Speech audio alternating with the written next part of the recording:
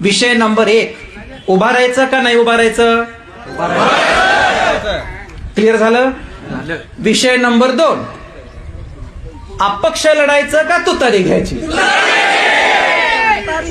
आणि विषय नंबर 3, तुतारी घेतली तर आत्ताच घ्यायची का नाही? एवढं सिंपल आहे. 2 महिने नाही, पुढच्या 25 वर्ष निधी मिळेल. पुढचा 25 वर्षाचा काळ आपलाच आहे.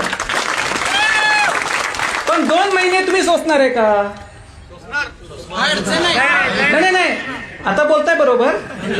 घरी जाऊन जेवून पिऊन खाऊन झोपलं, कागलची साखर झोप झाल्यानंतर उद्या उठल्यानंतर मग सुरू होतंय.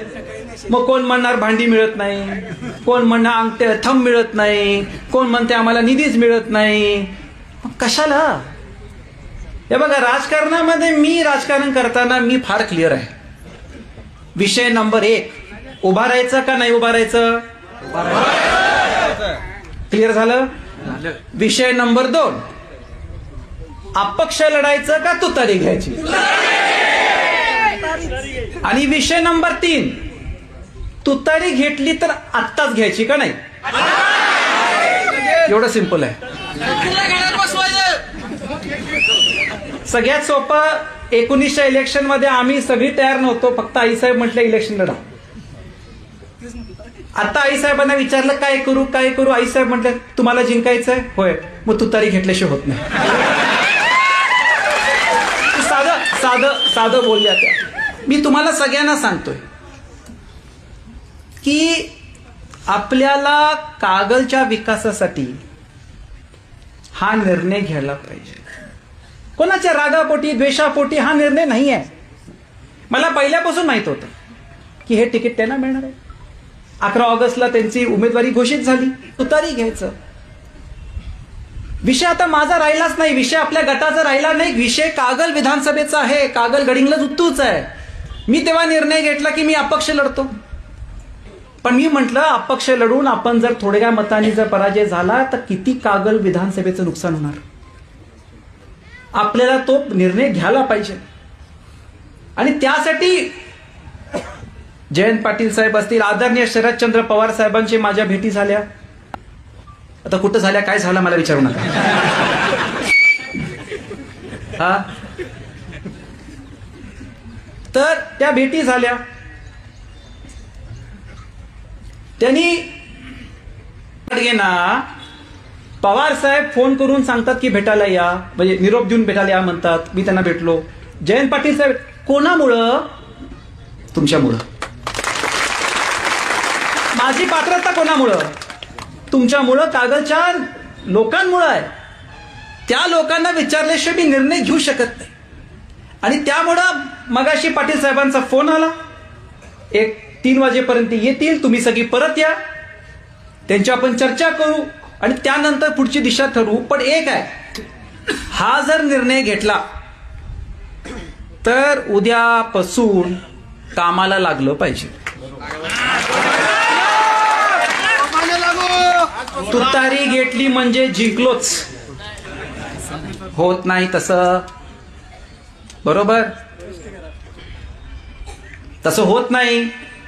तळागाळापर्यंत जावं लागणार, लोकांना भेटावं लागणार. पाणगेंड्यासारखं पाण्यात जाऊन बसून चालत नाही, नाही चालत.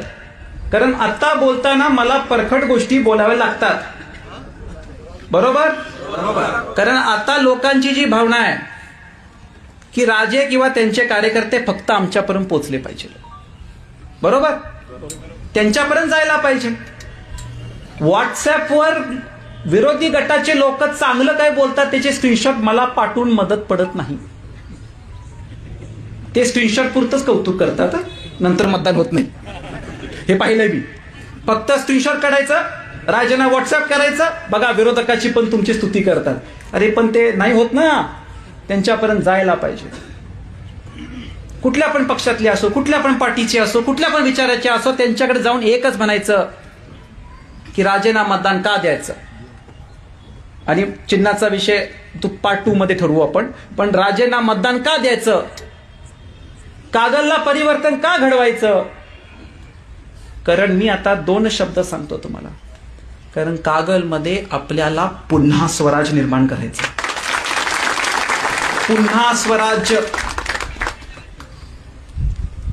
छत्रपती शिवाजी महाराजांनी स्वराज्य मिळवलं, पण आता कागलमध्ये पुन्हा स्वराज्य आपल्याला मिळवायचं आहे. हे दोन शब्द लक्षात ठेवा. जेव्हा तुम्ही म्हणणार पुन्हा स्वराज्य, त्या दोन वाक्यामध्ये सगळं काही त्याच्यामध्ये आहे.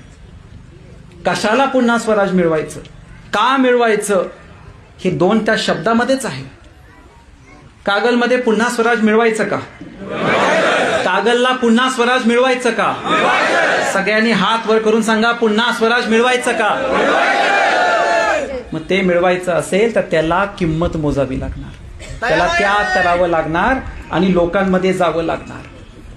मी इलेक्ट्रॉनिक मीडिया आणि माझ्या प्रिंट मीडिया आणि सगळ्या सहकाऱ्यांचा मनापासून आभार व्यक्त करतो. मी मगाशी म्हटलं, कार्यकर्त्यांमुळे मला पवारसाहेब, आदरणीय पवारसाहेबांनी भेट झाली, जयंत पाटील साहेबांची भेट झाली, पण एका नवक्या मुलाला देशभरात पोहोचवायचं काम तर मीडियानेच केले. मी त्यांचंही मनापासून केले आणि काही न बोलता केले. हो, मी एकमेव राजकीय नेता आहे जो 3 दिवस काही नाही बोलत तरी मीडिया. मी त्यांचे मनापासून आभार व्यक्त करतो.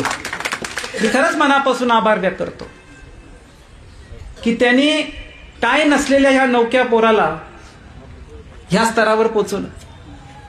आणि त्यासाठी मी आपल्या सगळ्यांना म्हणतो की आता ही वेळ आलेली आहे की आपण सगळ्यांनी निर्धार केला पाहिजे.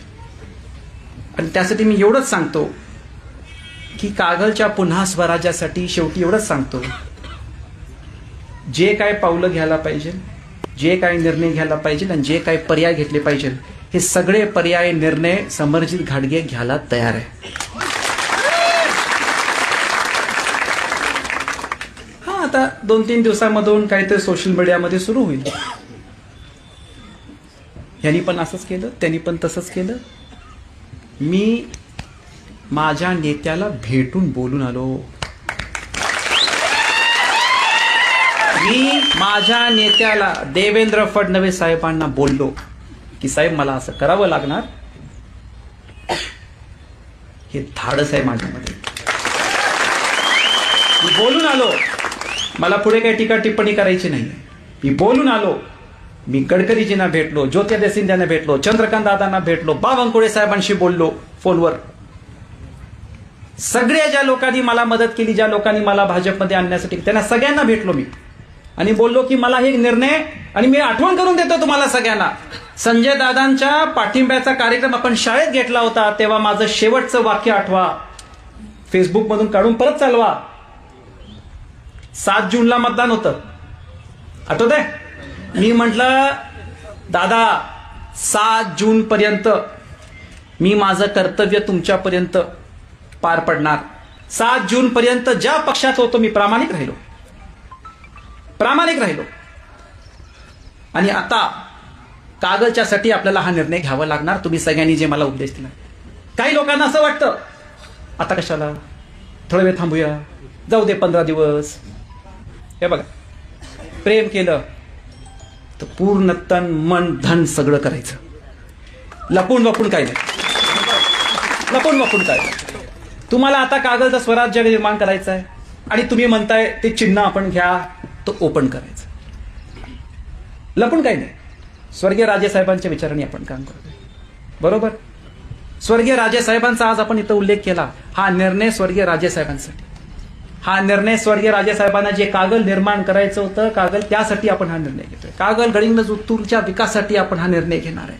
आणि त्यामुळं मी आपल्या सगळ्यांना एवढं सांगतो की येत्या काळामध्ये जो आपण निर्णय दुपारी आपण ठरवू, पण यानंतर काही तुम्हाला कधीही कुठली अडचण आली, काळजी करू नका.